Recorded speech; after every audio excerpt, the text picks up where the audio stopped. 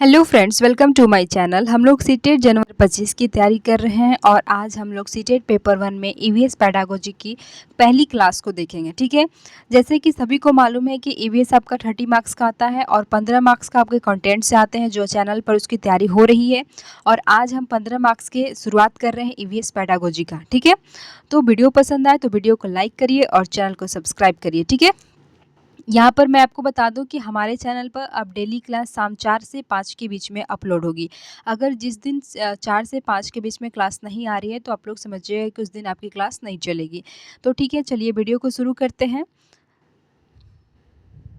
देखिए, इसमें क्या कह रहा है कि पर्यावरण अध्ययन की प्रकृति कैसी होती है, एकीकृत होती है। एकीकृत तथा इसे हम मल्टी डिसिप्लिनरी भी कहते हैं। यहाँ पर हम समझेंगे जैसे कि आप देखेंगे कि कोई क्लास चल रही है, उसमें अगर कोई टीचर आपके फिजिक्स के बारे में पढ़ा रहे हैं, ठीक है, तो अगर वो कोई टीचर आपके फिजिक्स के बारे में पढ़ा रहे हैं तो जाहिर सी बात है फिजिक्स पढ़ाते पढ़ाते वो कुछ मैथ भी बताते हैं। जैसे फिजिक्स की न्यूमेरिकल बात करते हैं तो उसमें भी बताते हैं। जैसे कि आप फिजिक्स में पढ़ते हैं, फिर बायोलॉजी की क्लास में देखते हैं कि आप सेल चैप्टर पढ़ रहे हैं, तो ज़ाहिर-सी बात है फिजिक्स में भी एक सेल आता है। फिर धीरे-धीरे आप वो भी कहेंगे कि बायोलॉजी के सेल के बारे में नहीं, हम फिजिक्स का सेल पढ़ा रहे हैं, तो ज़ाहिर-सी बात है कुछ वर्ड आपके जो होते हैं सब्जेक्ट में दूसरे वर्ड भी इंटीग्रेट होते हैं। मतलब एक सब्जेक्ट को पढ़ा रहे हैं तो फिर दूसरे सब्जेक्ट को भी उसमें आप सम्मिलित करते हैं, ठीक है? तो इसे हम क्या कहते हैं, मल्टीडिसिप्लिनरी कहते हैं। मतलब कुछ सभी सब्जेक्ट को एक में समझाना। जैसे कि आप मैथ के फिजिक्स पढ़ाते-पढ़ाते आप मैथ पढ़ा रहे हैं तो मैथ के भी लैंग्वेज को इस सब्जेक्ट में इंक्लूड करना, ये क्या कहलाता है, मल्टीडिसिप्लिनरी कहलाता है। ठीक है, ये बात करते हैं कि इंटीग्रेटेड अप्रोच की बात करते हैं तो पहले इसमें 2 तरह के आता है, कॉन्सेप्चुअल अप्रोच और दूसरा आता है प्रोसेस अप्रोच। कोई भी चीज़ हम पढ़ाएँगे तो पहले हम बच्चों को पूरे कांसेप्ट के साथ पढ़ाएँगे और एक प्रोसेस में पढ़ाएँगे, ठीक है? तो पर्यावरण अध्ययन की प्रकृति कैसे हुई, एकीकृत हो गई तथा मल्टीडिसिप्लिनरी हो गई, जिसमें हम बहुत सारे सब्जेक्ट को एक ही विषय में पढ़ाते हैं, ठीक है? दूसरी बात करते हैं कि यहाँ पर कह रहा है कि भूगोल, गणित, भौतिक विज्ञान, रसायन विज्ञान, जीव विज्ञान, पारिस्थितिकी आदि आपस में जुड़े हुए हैं और शिक्षक इनकी पाठचर्या के मध्य संबंध जोड़ सकते हैं। यही आपका क्या हो गया, मल्टीडिसिप्लिनरी इंटीग्रेटेड हो गया। ठीक है, यहाँ पर यही बात करना है कि जो भूगोल सब्जेक्ट है, ज्योग्राफी है, मैथ है, फिजिक्स है, रसायन हो जैसे केमिस्ट्री है, जीव विज्ञान, बायोलॉजी है, तो ये सभी क्या है, आपस में जुड़े हुए हैं, ठीक है? और शिक्षक इनके पाठचर्या के मध्य संबंध जोड़ सकते हैं। जैसे कि आप जीव विज्ञान पढ़ा रहे हैं तो उसमें आप गणित को भी सब्जेक्ट कुछ बातें बता रहे हैं, उसमें कुछ बातें भूगोल की बता रहे हैं, कुछ बातें रसायन विज्ञान की बता रहे हैं, कुछ बातें आप भौतिक विज्ञान की बता रहे हैं। तो ये सभी क्या होता है, पाठचर्या में आपस में संबंध शिक्षक क्या करेंगे, जोड़ सकते हैं ताकि बच्चों को आसानी से समझ में आए। ठीक है, अब हम दूसरे बात करते हैं। देखिए यहाँ पर एक क्वेश्चन आया है कि निम्नलिखित में से कौन सा पद पर्यावरण अध्ययन की प्रकृति का वर्णन करता है। पर्यावरण अध्ययन की प्रकृति का कौन सा वर्ड वर्णन करता है। तो मैंने क्या बताया, पर्यावरण आपका क्या है, तो पहले तो वो मल्टीडिसिप्लिनरी है, फिर वो आपका इंटीग्रेटेड है और सभी सब्जेक्ट को क्या करते हैं, यूनिफाइड तरीके से पढ़ाते हैं। मतलब क्या करते हैं, आप सम्मिलित तरीके से पढ़ाते हैं। ठीक है, तो देखिए ये कहाँ है, तो ये बहुअनुशासिक है जिसे हम मल्टीडिसिप्लिनरी कहते हैं। ये तो पर्यावरण की प्रकृति है, ठीक है, नेचर है। इसके बाद क्या होता है, यूनिफाइड, जो यहाँ पर देखिए सभी विषयों को हम क्या करते हैं, सम्मिलित रूप से पढ़ाते हैं। ये इंटीग्रेटेड है, एकीकृत है। क्या ये एकल है, क्या सिर्फ हम पर्यावरण में क्या पढ़ाते हैं, सिर्फ साइंस पढ़ाते हैं या फिर सिर्फ सोशल साइंस पढ़ाते हैं? नहीं, हम साइंस और सोशल साइंस दोनों को इंक्लूड करते हैं और भी विषय को इंक्लूड करके पढ़ाते हैं। तो ये एकल नहीं है। तो जिस जिस ऑप्शन में आपका डी नंबर दिया हुआ है तो वो ऑप्शन आपका होगा नहीं। तो पहले तो 3 नंबर नहीं होगा, फिर दूसरा आपका नहीं होगा और ए और सी की बात किया है तो ए और सी नहीं, हमारा ऑप्शन में बी भी होगा। तो इसका क्या हो जाएगा, पहला आंसर आपका सही हो जाएगा, ए, बी, सी। ठीक है? अब हम नेक्स्ट क्वेश्चन की तरफ चलते हैं। देखिए, नेक्स्ट टॉपिक है, देखिए नेक्स्ट टॉपिक की बात करते हैं तो देखिए ये भी आपका बहुत इम्पोर्टेंट है कि इससे भी क्वेश्चन आपके पूछे गए हैं कि एनसीएफ 2000 में एकीकृत करने की अनुशंसा की। जैसे कि एवीएस ईवीएस जो सब्जेक्ट है उसको एकीकृत करने की अनुशंसा कब की गई थी, तो ये 2000 में किया गया था, ठीक है? और तथा एनसीएफ 2005 में से लागू किया गया। ईवीएस का नेचर एकीकृत रहेगा, इस बात को लागू कब किया गया, तो 2005 में। और अनुशंसा कब की गई थी, तो 2000 में किया गया था, एनसीएफ 2000 में। ठीक है, ये लाइन भी आपका वेरी वेरी इंपॉर्टेंट है, आप ही लोग इसे ध्यान रखिएगा। देखिए दूसरी बात करते हैं कि पर्यावरण अध्ययन कक्षा 3 से 5 के एक विषय पर्यावरण शिक्षा, सामाजिक अध्ययन, विज्ञान की अवधारणा और मुद्दों का क्षेत्र है। यहाँ पर समझिए कि जैसे आप कंटेंट के क्वेश्चन पढ़ रहे हैं ईवीएस के कंटेंट के, तो आपने देखा कि ईवीएस क्लास 3 से शुरू है। क्या क्लास 1 और 2 का भी ईवीएस मैंने पढ़ाया है? नहीं, क्योंकि ईवीएस की बुक कहाँ से शुरू होती है, तो क्लास 3 से क्लास 5, मतलब क्लास 3 से क्लास 5 के बीच में ईवीएस पढ़ाई होता है। जस्ट इसके ऊपर आइएगा तो वो एक अलग अलग सब्जेक्ट में बट जाता है कि आपका साइंस है, ये आपका सोशल साइंस है, ये आपका मैथ है। लेकिन देखेंगे कि छोटे क्लास में 3 से 5 के बीच में मैथ, सोशल साइंस या फिर साइंस, ये सभी एक ही मतलब चीज़ में इंक्लूड रहते हैं, जिसका नाम क्या है, ईवीएस। ठीक है। तो यहाँ पर वही बात कर रहा है कि पर्यावरण अध्ययन कक्षा 3 से 5 के लिए एक विषय पर्यावरण शिक्षा यानी कि ईवीएस तय किया गया है, ठीक है? जिसमें आपका सामाजिक विज्ञान है, विज्ञान की अवधारणा के मुद्दों का क्षेत्र इसमें सम्मिलित है। मतलब ईवीएस में आपका सामाजिक विज्ञान एसएसटी है, विज्ञान यानी साइंस है। ये सभी दोनों क्या है, ये ईवीएस में इंक्लूड किया गया है क्लास 3 से 5 के बीच में, ठीक है? अब देखिए क्लास 3, 4, 5 में ईवीएस की पढ़ाई होती है, ठीक है? इसमें science, social science, EVS pedagogical approach के थ्रू। जो क्लास 3 और 4, 5 में ईवीएस पढ़ाई होती है, उस ईवीएस में कौन-कौन सी चीज़ें होती है? साइंस होती है, सोशल साइंस होती है, ईवीएस उसका नाम है, और पेडागोजिकल अप्रोच के थ्रू होता है। पेडागोजिकल अप्रोच हम देखिए क्या होता है, आगे जानेंगे। देखिए EVS social science science pedagogical approach को एकत्रित करके पढ़ाई जाएगी ताकि बच्चा एनवायरनमेंट से क्या होता है, कनेक्ट हो सके। अब आप छोटे क्लास की जैसे कि हम लोग कंटेंट पढ़ते हैं, तो क्या अभी तक हम लोग उसमें क्या क्या पढ़े हैं? परिवार के बारे में पढ़े हैं, भोजन के बारे में पढ़े हैं, फिर पानी के बारे में पढ़े हैं, यात्रा, बच्चे कहाँ कहाँ जाकर यात्रा कर रहे हैं, इन सब चीज़ों के बारे में अभी हम पढ़ते जा रहे हैं, अभी और आगे पढ़ना है कंटेंट में।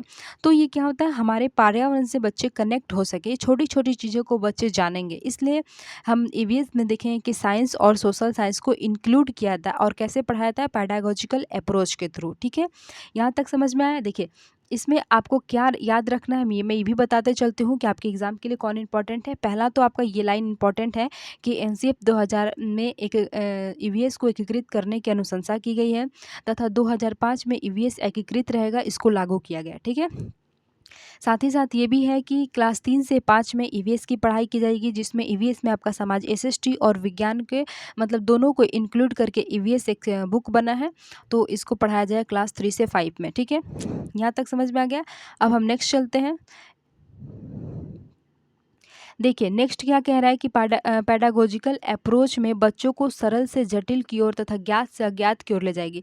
जैसे कि हमें ईवीएस में बच्चों को कैसे पढ़ाना है, कि पेडागोजिकल अप्रोच के थ्रू। ठीक है, तो इसमें क्या होता है, बच्चों को वो चीज़ें बताएंगे जो बच्चे बहुत आसानी से, बहुत छोटे छोटे, जैसे कि आप ईवीएस में क्लास 3 के ईवीएस क्लास 4 में देखेंगे कि वो चीज़ें बहुत छोटी मतलब क्या होता है, सरल चीज़ें होती है क्लास 3 में। फिर आप क्लास 3 के ईवीएस आप पढ़ रहे हैं, तो देख रहे हैं कि क्लास 3 से थोड़ा सा चीज़ें मतलब क्लास 4 में थोड़ा-सा ऊपर है। मतलब हम जैसे-जैसे आगे बढ़ते जाते हैं, सरल से जटिल की ओर बच्चे को पढ़ाई ले जाते हैं। क्या आप देखे हैं कि क्लास 3 केवीएस में आप डाइजेस्टिव सिस्टम पढ़ रहे हैं, रेस्पिरेटरी सिस्टम पढ़ रहे हैं, ये सब पढ़ाई हो रहा है? नहीं, पहले हम बच्चे को जानेंगे कि भोजन क्या है, पानी क्या है, हमारे परिवार क्या है, ये सब चीज़ों से मतलब छोटी-छोटी चीज़ों को बताएँगे, तब जैसे-जैसे बच्चा बड़ा होगा, उसे जटिल की ओर ले जाएँगे, ठीक है? वही बात करते हैं यहाँ पर ज्ञात से अज्ञात की ओर ले जाएँगे बच्चे को। तो ज्ञात चीज़ें जो बच्चे को ज्ञात है, जैसे कि आप कोई चैप्टर पढ़ाने वाले हैं वाटर, ठीक है? तो बच्चे को हम क्या करेंगे, डायरेक्ट ये नहीं बताना है कि पानी किससे मिलकर बना है, इसका फ़ॉर्मूला क्या है, ये सब नहीं बताते। पहले हम बताते हैं कि पानी होता क्या है, पानी क्यों इम्पोर्टेंट है, पानी का हम यूज़ कहाँ-कहाँ करते हैं। धीरे-धीरे बच्चा इससे जुड़ने लगेगा, ओ हम भी पानी के बारे में जानते हैं। वो बोलने लगेगा, टीचर से कनेक्ट होता जाएगा। तो इसीलिए बच्चे को जो चीज़ें ज्ञात रहती है, उसे कनेक्ट करके उसे हम अज्ञात की ओर ले जाते हैं, ठीक है? ताकि बच्चे में उत्सुकता बढ़े, ओह! ये भी सब होता है, हम तो जानते ही नहीं थे। इसीलिए पहले वो चीज़ें नहीं बतानी चाहिए जो बच्चा नहीं जानता, पहले वो चीज़ें बतानी चाहिए जो बच्चा जानता है। इसीलिए हम क्या कहते हैं कि बच्चे को हम ज्ञात से अज्ञात की ले जाएँगे, सरल से जटिल की ओर ले जाएँगे, ठीक है? पहले ही हम बच्चे को जटिल चीज़ें बता देंगे, कि पहले बच्चे को मान लेते हैं जोड़-घटाव नहीं बताते हैं और हम एलसीएम, एचसीएफ बताने लगे, तो बच्चा समझ पाएगा नहीं, वो सब बोरिंग लगने लगेगा उसको। तो इसीलिए पहले बच्चे को जोड़-घटाव बताया था, धीरे-धीरे, धीरे-धीरे बढ़ता जाएगा तो उसे हम जटिल की ओर ले जाएँगे, तो एलसीएम, एचसीएफ बताएँगे, ठीक है? तो वही बात है कि बच्चे को पेडागोजिकल अप्रोच से पढ़ाएँगे, पहले बच्चे को सरल चीज़ें बताएँगे, फिर जटिल बताएँगे, फिर बच्चे को जो चीज़ें ज्ञात है उससे कनेक्ट करते-करते अज्ञात चीज़ों की ओर ले जाएँगे, ठीक है? यहाँ पर देखिए बात कर रहे हैं विज्ञान, सामाजिक विज्ञान और पर्यावरण शिक्षा की विषय वस्तु और पद्धति का प्रयोग शिक्षार्थियों को पर्यावरण के संपूर्ण ढंग से देखने योग्य बनाता है। पर्यावरण एनवायरनमेंट में हमारी आस-पास की चीज़ें होती हैं। आस-पास की चीज़ें में आपके परिवार हो जाएँगे, आपके नेबरहुड हो जाएँगे, आपके विद्यालय हो जाएँगे, आवास हो जाएँगे, पानी हो जाएगा। तो ये सब क्या होता है, पर्यावरण में चीज़ें होती है, ठीक है? जैसे कि इसमें आपका पेड़-पौधा हो जाएगा, जानवर हो जाएँगे, खेल हो जाएगा। तो ये सभी क्या होता है, पर्यावरण को संपूर्ण ढंग से देखने योग्य बनाती है, क्योंकि पर्यावरण में यही चीज़ें आती हैं ताकि बच्चा इससे धीरे-धीरे कनेक्ट हो सके। इसीलिए क्लास 3, 4, 5 में ईवीएस पढ़ाया जाता है। आप ऐसे भी याद रख सकते हैं कि आपके कंटेंट में क्वेश्चन किस क्लास के आते हैं, 3, 4, 5 के, ठीक है? तो ईवीएस 3, 4, 5 के आते हैं। तो ज़ाहिर-सी बात है 1, 2 में ईवीएस नहीं होता है, और ऊपरी क्लास में भी ईवीएस को क्या कर दिया गया, अब रोक करके अलग-अलग सब्जेक्ट कर दिया गया। जैसे साइंस की सब्जेक्ट अलग होगी, सोशल साइंस की अलग होगी, ऐसे, ठीक है? देखिए, यहाँ पर कह रहा है कि बच्चों को संदर्भ युक्त अधिगम परिवेश प्रदान करना है। हाँ, ईवीएस बच्चों को क्यों पढ़ाई जाती है क्लास 3, 4, 5 में? ताकि बच्चे को संदर्भ युक्त परिवेश प्रदान कर सके। इस संदर्भ से बच्चों को जोड़ सके जो आपके एनवायरनमेंट में देखने को मिलता है। क्योंकि बच्चे उस समय अभी छोटे-छोटे रहेंगे, उन्हें अपने एनवायरनमेंट को जानने की ज़रूरत है, ठीक है? इसीलिए उसे क्या किया जाता है, संदर्भ युक्त अधिगम परिवेश प्रदान किया जाता है। यहाँ पर बात करते हैं कि एनसीएफ 2000 ने सिफारिश की थी कि पर्यावरण अध्ययन को एक एकीकृत पाठ्यक्रम के रूप में पढ़ाया जाए। प्राथमिक स्तर पर 3 से 5 में विज्ञान, सामाजिक विज्ञान अध्ययन के लिए अलग-अलग विषय न पढ़ाया जाए।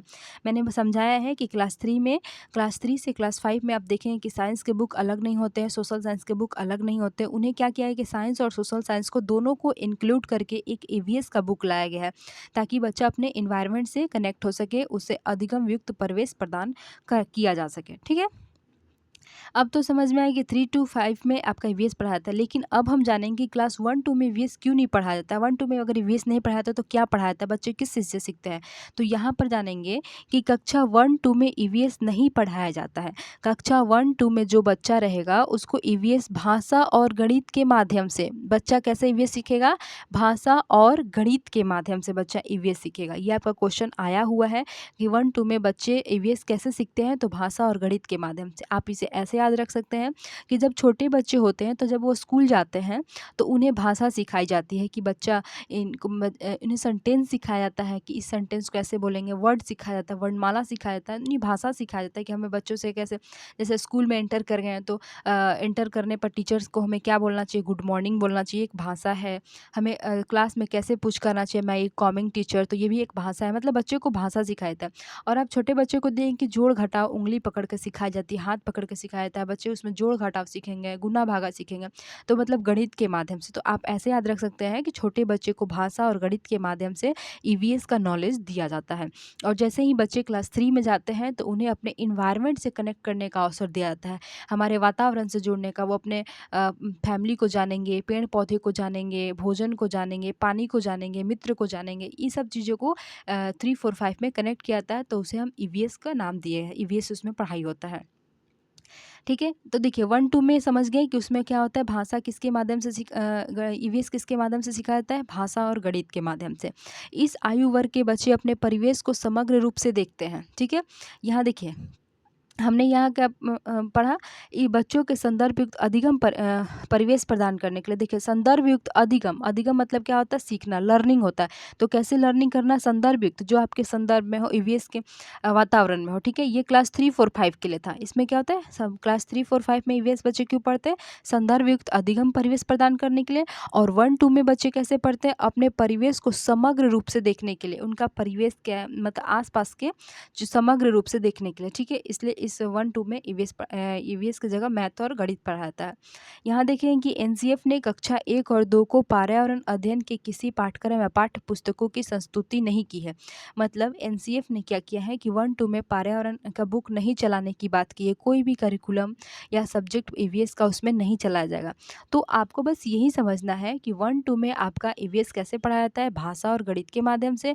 और 3, 4, 5 में ईवीएस पढ़ाया जाता है अपने आसपास के वातावरण को जानने के लिए, ताकि बच्चा संदर्भ युक्त अधिगम सीख सके। ठीक है? ये समझ में आ गया। और ये लाइन भी आप लोग याद रखिएगा कि ईवीएस 2000 में ईवीएस को एकीकृत करने की, इंटीग्रेट करने की, मल्टी डिसिप्लिनरी बनाने की सिर्फ अनुशंसा कब की गई थी 2000 में। ठीक है? लेकिन इसे लागू कब किया गया? 2005 में। ठीक है? कि ईवीएस का नेचर आपका एकीकृत रहेगा। ये आपको समझ में आ गया। अब देखिए अब यहाँ पर समझेंगे कि क्लास 1 और 2 में प्राकृतिक और सामाजिक पर्यावरण को भाषा और गणित के अविभाज्य अंग के रूप में पढ़ाया जाएगा। बात वही है कि इसमें क्या होता है, प्राकृतिक और सामाजिक पर्यावरण को किसके रूप में, भाषा के रूप में और गणित के रूप में अविभाज्य अंग के रूप में पढ़ाया जाता है। यानी कि भाषा और गणित से जोड़ के ईवीएस को पढ़ाया जाएगा 1-2 में। ठीक है, यहाँ पर बात करते हैं कि वो भी आपका भाषा कैसा होना चाहिए, तो भाषा जेंडर संवेदनशीलता होनी चाहिए भाषा में। ये नहीं कि हम छोटे बच्चे को भाषा से शुरुआत कर रहे हैं और उसे बता दें कि लड़का का काम है, ये लड़की का काम है, तो नहीं, उसे जेंडर संवेदनशीलता होनी चाहिए। ठीक है, उसके भाषा में। इसके बाद कह रहे हैं कि शिक्षण प्रक्रिया सहभागिता और परिचर्चा पर आधारित होना चाहिए। जो बच्चे को हम पढ़ाएंगे वो बच्चे को उसमें सहभागिता भी होनी चाहिए और बच्चे उस पर चर्चा करें, ये भी उसमें होना चाहिए। ये आपके पेडागोजी के मेन चीज़ें होती हैं। ऐसे ऐसे चीज़ें अगर आपके ऑप्शन में होते हैं तो वो आपके ऑप्शन को करेक्ट बनाते हैं, सही बनाते हैं। ये जेंडर संवेदनशीलता भी अगर होती तो वो भी आपके ऑप्शन को क्या बनाती है, करेक्ट बनाती है। ये सभी क्या होता है, पेडागोजी के इंपॉर्टेंट टैगवर्ड्स होते हैं, वो भी पॉजिटिव टैगवर्ड्स। अगर ये सब टैगवर्ड्स आपके ऑप्शन में रहे तो समझिए कि ऑप्शन आपका सही होगा। ठीक है, देखिए अब हम बात करते हैं नेक्स्ट क्वेश्चन की। देखिए नेक्स्ट क्वेश्चन आया है, इसमें हम क्या पूछा है, देखिए ईवीएस के शिक्षण में न्यूनतम महत्तम क्रियाकलाप की पहचान की। न्यूनतम मतलब सबसे कम, इसमें सबसे कम क्रियाकलाप की पहचान करना है। देखिए विद्यार्थियों से परिचर्चा, ईवीएस के शिक्षण में अगर ईवीएस की आप शिक्षा दे रहे हैं तो उसमें सबसे कम महत्वपूर्ण क्या है, विद्यार्थियों से परिचर्चा। तो आपने यहाँ पर पढ़ा कि नहीं, विद्यार्थियों से हमें शिक्षण प्रक्रिया में क्या करनी चाहिए, परिचर्चा करनी चाहिए, उनकी सहभागिता होनी चाहिए, बच्चे संवेदनशीलता हो, ये सब बच्चों में गुण होना चाहिए। तो यहीं पर बात किया गया है कि ईवीएस के शिक्षण में न्यूनतम मतलब सबसे कम क्या क्रियाकलाप है, विद्यार्थियों से परिचर्चा करना। बिल्कुल सही बात है कि हम विद्यार्थियों से परिचर्चा करेंगे, डिस्कस करेंगे स्टूडेंट से।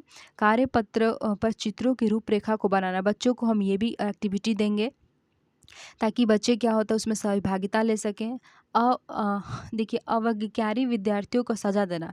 और दूसरी बात करते हैं विद्यार्थियों की बाहर प्राकृतिक पर सैर पर ले जाना। हमने ये कंटेंट में पढ़ाया है कि जब बच्चे को हम विद्यालय से बाहर ले जाते हैं तो बच्चे उस चीज़ को ऑब्जर्व करते हैं, वो काफ़ी दिनों तक याद रखते हैं।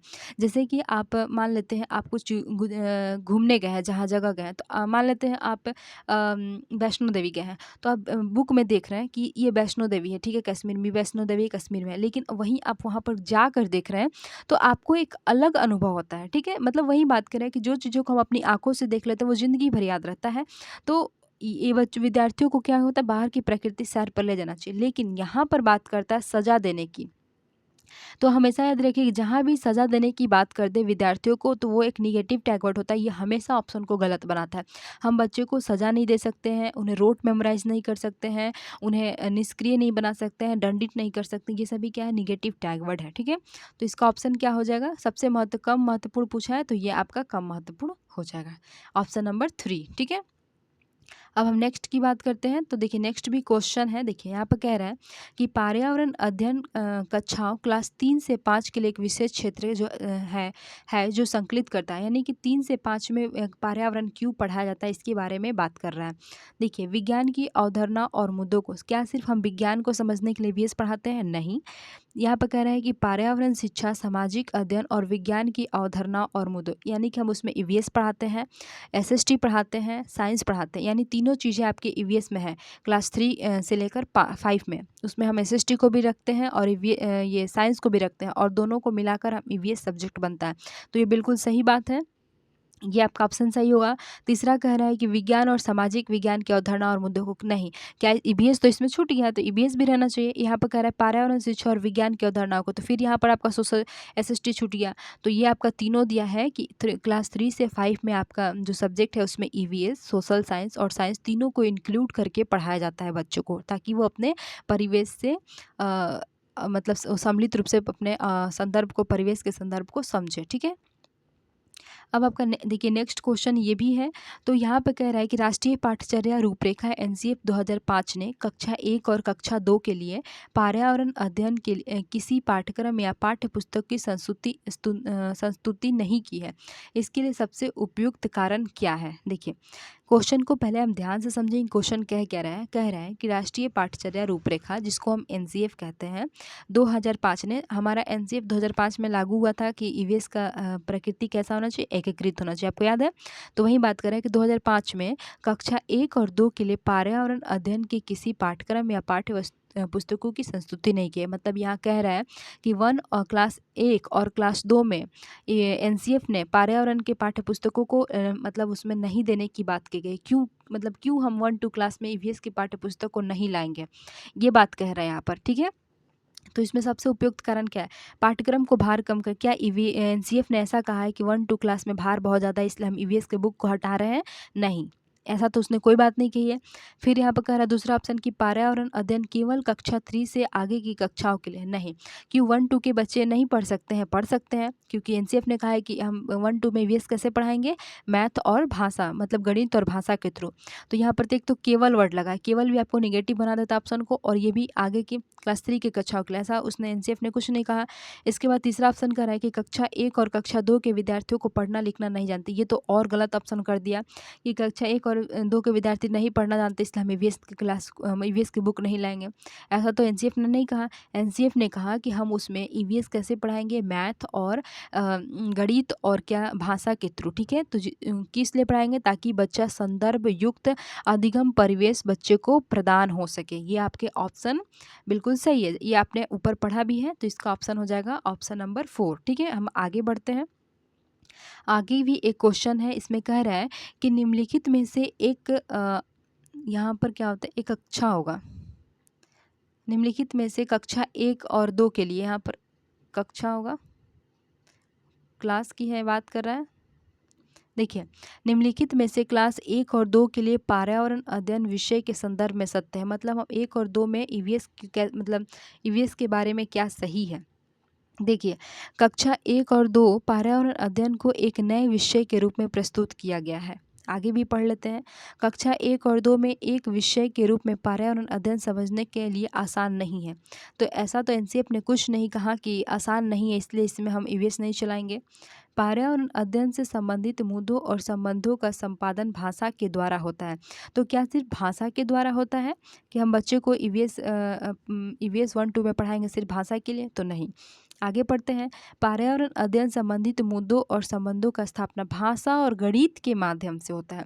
ये बिल्कुल सही है कि हम ईवीएस 1-2 में ईवीएस कैसे पढ़ाएँगे? तो भाषा और गणित के माध्यम से, इसलिए आपका ऑप्शन नंबर 4 सही हो गया, ठीक है? अब हम आगे की बात करते, देखिए आगे हमारा आ गया थीम, ये आपका टॉपिक नंबर 2 है। और अब हम जो शुरू से पढ़ रहे हैं वो टॉपिक 1 था, जिसमें हम ईवीएस की प्रकृति के बारे में समझे हैं। ईवीएस कैसे 1-2 में नहीं पढ़ाया था, किस लिए 3-4-5 में पढ़ाया था। आज अभी हम टॉपिक नंबर 2 की बात करेंगे, जिसका नाम है ईवीएस के थीम। तो देखिए, जब भी ईवीएस आएगा तो ईवीएस में आपको क्या होता है, चैप्टर नहीं है कि टॉपिक नहीं है कि हमको ये पढ़ना है, इसमें थीम के थ्रू पढ़ाया जाता है। जैसे कि अभी आपने कंटेंट पढ़ा है ईवीएस का क्लास 3 से 5 में, तो आपने अभी क्लास 3 को टोटल चैप्टर पढ़ लिया है। क्लास 4 में हम लोग कुछ चैप्टर पढ़ रहे हैं। तो वहाँ पर आपने क्या देखा कि हमने अभी तक क्या पढ़ा है? हमने या तो परिवार के बारे में पढ़ा है, या फिर हमने मित्र के बारे में पढ़ा है, या फिर हमने भोजन के बारे में पढ़ा है कि कौन जगह कौन सी खाना बनती है, कहाँ के लोग कैसे रहते हैं, कैसे स्कूल जाते हैं, मतलब स्कूल जाते हैं किस तरह से यात्रा करते हैं, पानी का क्या यूज है, आश्रय कहाँ रहते हैं, क्या वो चीज़ें करते हैं, यही सब चीज़ें हम लोगों ने पढ़ा है ना। तो वही बातें कर रहा है कि हम लोग ये जो ईवीएस की क्लास, ईवीएस जो सब्जेक्ट पढ़ते हैं वो एक क्या पढ़ते हैं, थीम के आधारित होता है, थीम के ऊपर रहता है। ऐसा तो नहीं कि हम क्लास 3 में डाइजेस्टिव सिस्टम पढ़ लिए हैं, सर्कुलेटरी सिस्टम पढ़ लिए हैं, लाइट क्या है पढ़े हैं, ये सब तो नहीं पढ़े हैं। क्योंकि हम लोग ईवीएस थीम पर पढ़ते हैं, जो हमारे छोटे पर्यावरण में इंक्लूड होता है और बच्चे पर्यावरण को समझ सकें, ठीक है।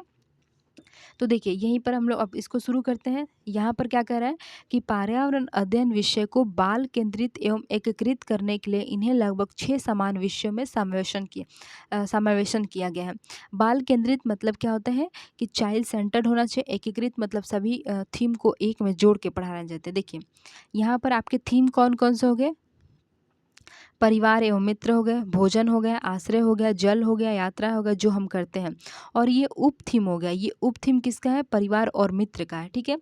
तो यही चीज़ें आपके यही पूरी चीज़ क्या है, आपका ईवीएस है, जो क्लास 3 से लेकर आपके क्लास 5 के बीच में पढ़ाई जाएगी। बस यही चीज़ें हैं, और इसी के आधार पर आपके टॉपिक का निर्धारण किया गया है कि भोजन को हम डिटेल से पढ़ेंगे, आश्रय जो रहते हैं घर को हम डिटेल से पढ़ेंगे कि हमारे किस राज्य में कैसे घर हैं, जल को डिटेल से पढ़ेंगे, यात्रा को डिटेल से पढ़ेंगे, परिवार और मित्र को। यही सब चीज़ें ईवीएस के बुक में है, और यही आपको 3 से लेकर 5 के में पढ़ना है, ठीक है। तो चलिए इसको हम शुरू करते हैं। देखिए, पर्यावरण के 6 प्रमुख थीम कौन-कौन से हैं?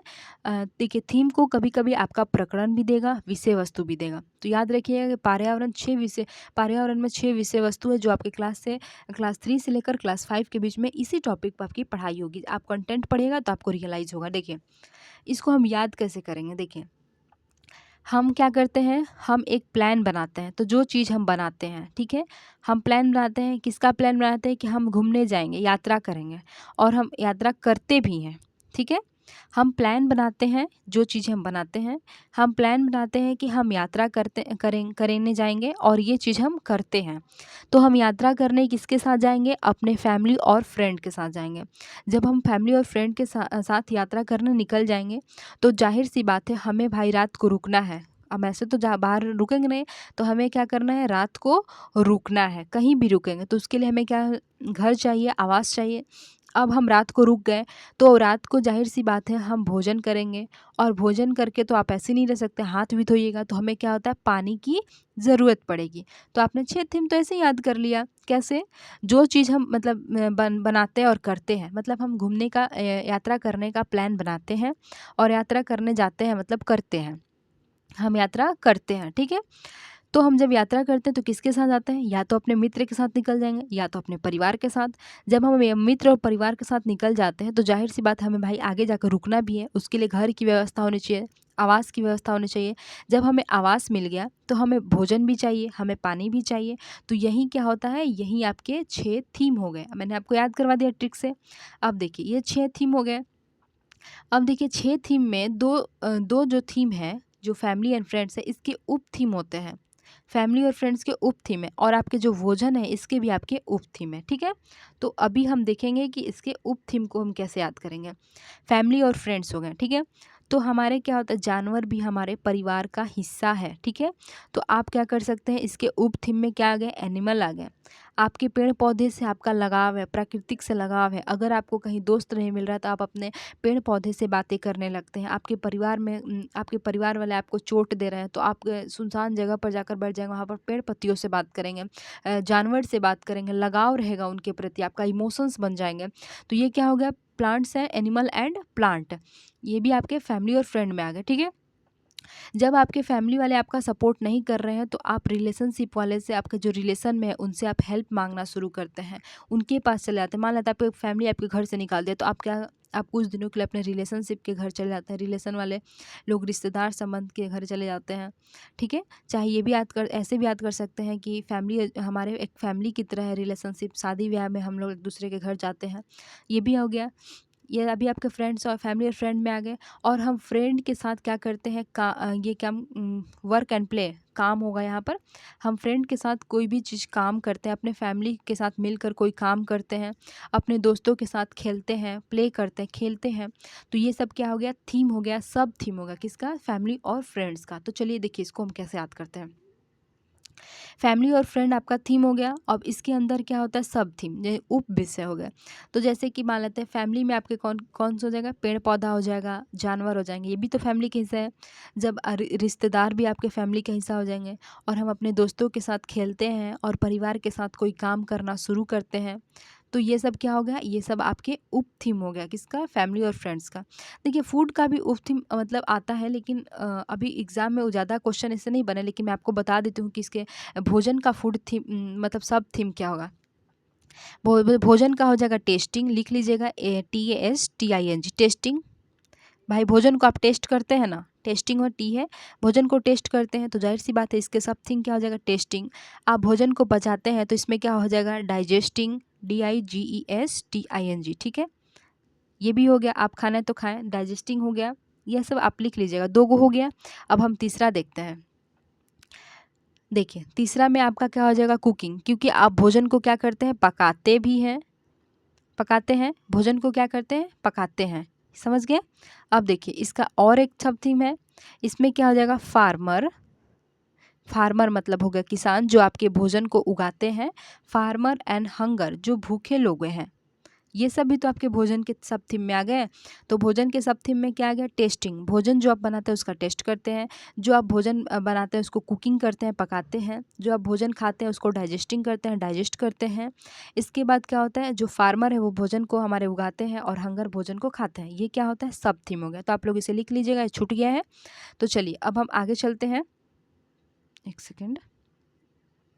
हाँ, तो चलिए यहाँ तक हो गया। अब हम आगे चलते हैं। देखिए यहाँ पर बच्चा थीम के माध्यम से समग्र रूप से सीखता है। बच्चा क्या करता है? तो बच्चा जो थीम है उसके माध्यम से समग्र रूप से सीखता है। जैसे कि परिवार क्या है, परिवार मित्र क्या होते हैं, हमारा परिवार कितने तरह के होते हैं, एकल परिवार, संयुक्त परिवार, भोजन के बारे में जानेंगे, आश्रय के बारे में जानेंगे, पानी के बारे में जानेंगे, यात्रा के बारे में जानेंगे, जो चीज़ हम बनाते हैं और करते हैं उसके बारे में जानते हैं। मतलब सब थीम के माध्यम से समग्र चीज़ को सीखते हैं। इसीलिए ईवीएस में आपके थीम के माध्यम से पढ़ाई होता है। यही 6 थीम आपके 3 से 5 क्लास के बीच में है। जब भी आप टॉपिक पढ़िएगा तब इसे महसूस करिएगा। फिर देखिए इससे क्या होता है, इससे बच्चे का होलिस्टिक डेवलपमेंट होता है, समग्र विकास होता है। बच्चा सब चीज़ के बारे में नॉलेज मतलब जानना शुरू कर देगा। इससे वो चीज़ आती है जो बच्चे को सीखने के लिए उन्हें यह चीज़ जानना ज़रूरी है। क्योंकि बच्चे को पानी के बारे में जानना ज़रूरी है, बच्चे को भोजन के बारे में जानना ज़रूरी है, बच्चे को अपने परिवार के बारे में जानना ज़रूरी है। मतलब वो चीज़ें आती हैं जिसमें 6 थीम में वो चीज़ें आती हैं जो बच्चे को जानना ज़रूरी है। जैसे कि आपने यहाँ पर 6 थीम पढ़ा, ठीक है? तो बताइए कि इसमें क्या ऐसी चीज़ें हैं जो बच्चे को जानना नहीं ज़रूरी है? नहीं, ये सभी चीज़ें बहुत ज़रूरी है बच्चे को जानने के लिए। ये आपका सब थीम आ गया, ये भी चीज़ें हैं जो बच्चा जाने, ठीक है? यहाँ तक समझ गए? तो यही बात कर रहा है कि ईवीएस में टॉपिक चैप्टर ना पढ़ाकर 6 थीम पर पढ़ाई की जाती है। 6 थीम पर पढ़ाई की जाती है, मतलब जो 6 थीम मैंने आपको बताया, जो 6 थीम, सब थीम और थीम जो बताया उसी पर आपके इर्द-गिर्द ईवीएस की क्लास है। क्लास 3 से लेकर क्लास 5 तक, ठीक है? तो चलिए देखिए इस पर आपका कुछ क्वेश्चन भी है। राष्ट्रीय पाठचर्या की रूपरेखा 2005 के अनुसार निम्नलिखित में से कौन-सी पर्यावरण अध्ययन की एक विषय वस्तु की थीम नहीं है? मतलब देखिए 2005 में जो थीम प्रस्तुत किया गया था इसमें से कौन ऐसी थीम नहीं है? देखिए तो यहाँ पर कौन-सी विषय वस्तु थीम है? अच्छा कौन-सा थीम है? तो भोजन आपका मैंने अभी पढ़ा है कि हम लोग जब घूमने जाते हैं तो भोजन करेंगे। क्या हमने उसमें सौरमंडल, ऊर्जा और मौसम का बात की है? नहीं। क्या ये सब अभी बच्चे छोटे बच्चे को इस सब के बारे में जानना ज़रूरी है? नहीं। छोटे बच्चे अभी ऊर्जा के बारे में जानकर क्या करेंगे? सौरमंडल के बारे में जानकर क्या करेंगे? मौसम के बारे में जानकर क्या करेंगे? ये सब ऊपर क्लास में पढ़ेंगे। लेकिन उन्हें भोजन के बारे में जानना ज़रूरी है क्योंकि वो भोजन करते हैं, तो ये ज़रूरी है। तो इसीलिए क्या हो गया? भोजन इसका आंसर हो गया, ठीक है? अब हम दूसरा क्वेश्चन के बारे में बात करते हैं। देखिए दूसरा क्वेश्चन कह रहा है कि पर्यावरण अध्ययन के पाठ्यक्रम में विषयों के स्थान पर थीम को क्यों प्रस्तावित किया गया? मतलब यही बात कर रहा है कि जो ईवीएस की पाठ्यक्रम है, करिकुलम है, उसमें विषय ना दिया गया है। जैसे विषय नहीं दिया है कि आज हम मृदा के बारे में पढ़ेंगे, आज हम डाइजेस्टिव सिस्टम के बारे में पढ़ेंगे, तो विषय नहीं दिया गया है। यहाँ पर क्या 6 थीम दिए गए हैं। क्यों थीम दिए गए? यही बात पूछा गया है कि ईवीएस में हम थीम के थ्रू क्यों पढ़ते हैं। देखिए बच्चों को स्थानीय परिवेश के मुद्दों से जुड़े और अंतर संबंधित समझ का विकास के लिए, ठीक है? दूसरा कह रहा है कि उप विषयों की तुलना, देखिए तुलना नहीं करना है। तुलना में थीम आधारित पर्यावरण अध्ययन का संपादन आसान। तुलना की वर्ड आ गया, कभी भी हमें किसी तुलना नहीं करना। ये एक नेगेटिव टैग वर्ड होता है जो आपके ऑप्शन को गलत बना देता है। यहाँ पर कह रहा है कि पर्यावरण अध्ययन में पाठकों को कम करने के लिए, क्या हम ईवीएस के जो बच्चे हैं उनके पाठकों को कम करने के लिए पढ़ाया गया थीम है? नहीं, इसलिए भी नहीं है। बच्चों को परिवेशीय बोध में वृद्धि करने के लिए, तो परिवेशीय बोध में से वृद्धि करने से तो आप थीम नहीं रख सकते हैं कि परिवेश के बारे में जानेंगे। यहाँ पर बात करता है कि बच्चों को स्थानीय परिवेश के मुद्दों से जुड़े, मतलब आसपास के जो भी चीज़ें हैं उससे जुड़ सके और अंतर संबंधित हो, एक दूसरे से अंतर संबंधित हो और समझ का विकास के लिए। तो यहाँ पर आपके ऑप्शन क्या हो जाएगा? यहाँ पर आपका ऑप्शन नंबर 1 हो जाएगा, ठीक है? 6 थीम क्यों दिए गए? थीम पर क्यों पढ़ाई होता है ईवीएस? क्योंकि बच्चों को स्थानीय परिवेश के मुद्दों से बच्चे जोड़ सके, उनसे अंतर संबंधित हो सके, इसका विकास उसमें हो सके, समझ का विकास हो सके, ठीक है? अब अगला क्वेश्चन देखिए क्या कर, अगला क्वेश्चन है कि पर्यावरण अध्ययन में थीम आधारित पद्धति सहायक है। क्यों?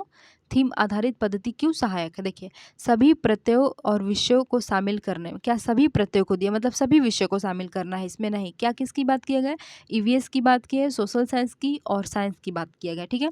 यहाँ पर देखिए पर्यावरण के प्रति संवेदनशीलता विकसित करने के लिए, सिर्फ पर्यावरण के प्रति संवेदनशीलता विकसित करने के लिए नहीं थीम दिया गया है कि हम पर्यावरण के विषय संवेदनशीलता मतलब कर दें, इसीलिए हम थीम पर उसको पढ़ाई करेंगे। अगर पर्यावरण के प्रति संवेदनशीलता ही विकसित करना होता तो और विषय को वो जोड़ सकता था, थीम पर ही क्यों? तो ये भी आपका ऑप्शन नहीं होगा। विद्यार्थी अध्यापक संबंध, विद्यार्थी और अध्यापक में संबंध स्थापित करने के लिए सिर्फ हम थीम को मतलब देंगे, तो ये भी नहीं होगा।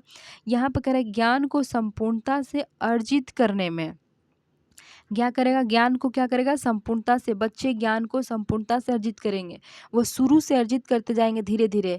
भोजन क्या है, पानी क्या है, यात्रा क्या है, मतलब घूमने जाना है क्या है, परिवार क्या है, मित्र क्या है, इसके बारे में वो संपूर्ण जानकारी धीरे धीरे प्राप्त करेंगे। इसलिए इन्हें थीम आधारित दिया गया है। ठीक है, यहाँ तक समझ में आ गया। इसका ऑप्शन नंबर क्या हो जाएगा, 4 हो जाएगा।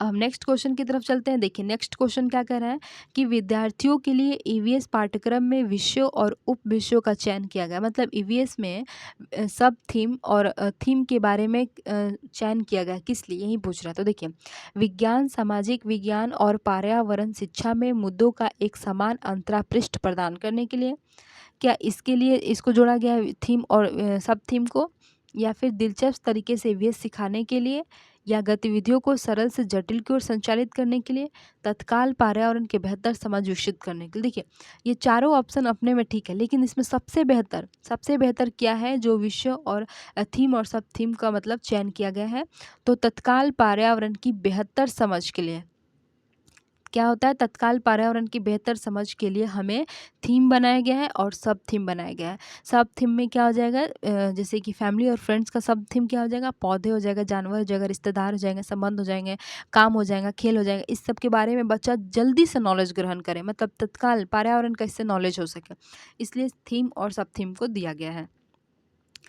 और अब देखिए, थैंक्स फॉर वाचिंग। वीडियो पसंद आया तो वीडियो को लाइक करिएगा, चैनल को सब्सक्राइब करिएगा।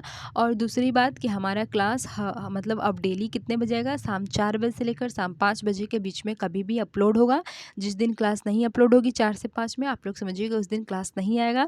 और हाँ, आज ईवीएस का ईवीएस पैडागोजी का पहला क्लास है। धीरे धीरे कर करके आपका ईवीएस पैडागोजी भी क्लास आती रहेगी और समाप्त होगी। और आपके एग्ज़ाम से 15-20 दिन पहले आपके ईवीएस का कंटेंट और पैडागोजी समाप्त कर दिया जाएगा, और उसके बाद सिर्फ रिवाइज चलेगा ताकि आपके एग्ज़ाम में अच्छे मार्क्स आ सके। तो हमसे जुड़े रहने के लिए चैनल को सब्सक्राइब कर लीजिए, वीडियो को लाइक कर लीजिए। तब तक के लिए बाय बाय।